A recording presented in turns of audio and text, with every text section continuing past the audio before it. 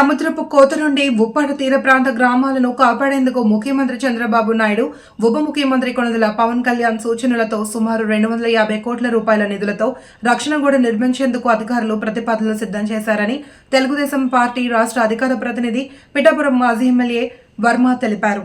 పెంగల్ తుఫాన్ ప్రభావంతో ఉప్పాడ సముద్రపు తీర ప్రాంతం అలలు ఎగిసిపడుతున్నాయి. సముద్రపు అలల తాకిడికి తీర ప్రాంత గ్రామాల్లో పలు ఇళ్లు దెబ్బతిన్నాయి. విషయం తెలుసుకున్న వర్మ ఉప్పాడ తీర ప్రాంత గ్రామాల్లో పర్యటించారు. పెంగల్ తుఫాన్ కారణంగా ఇబ్బంది పడుతున్న మత్స్యకార కుటుంబాలతో మాజీ మాట్లాడారు.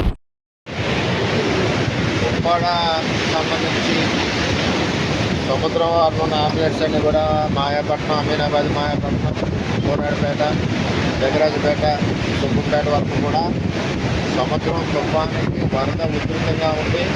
ఇదిగో ఇక్కడ చూడండి, కింద నుంచి కోసేది మొత్తం ఇక్కడ నుంచి అయితే 6-7 అడుగులు సముద్రం లాస్ట్ వరకు కోసివేయడం జరిగింది. ఇప్పుడే రెవెన్యూ వాళ్ళు కూడా వచ్చి చూసి వెళ్ళారు. ఈ ఎడ్జి నుంచి ఏదైతే ఉన్నాయో లోపల వరకు నీళ్ళు ఏదైతే అయినా వాటినంటే కూడా రికార్డ్ చేస్తామని చెప్పి తెలియజేశారు. దీనికి కూటమి ప్రభుత్వంలో చంద్రబాబు నాయుడు గారు, పవన్ కళ్యాణ్ గారు ఈ సముద్రపు కోతకు సంబంధించి 250 కోట్ల ప్రపోజల్ కలెక్టర్ గారు నిన్నే పంపించామని చెప్పి కూడా తెలియజేయడం జరిగింది.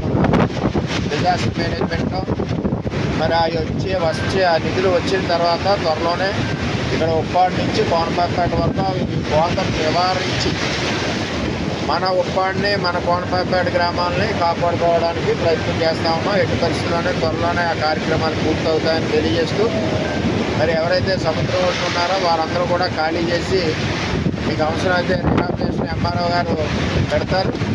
లేని పక్షంలో నువ్వు పక్కళ్ళకి మీరు షిఫ్ట్ అవ్వండి, సముద్రం ఒడ్డు నీళ్ళు ఉండొద్దని చెప్పి తెలియజేస్తాను. ఎందుకంటే కింద నుంచి ఇల్లు పోసేస్తూ ఉంది.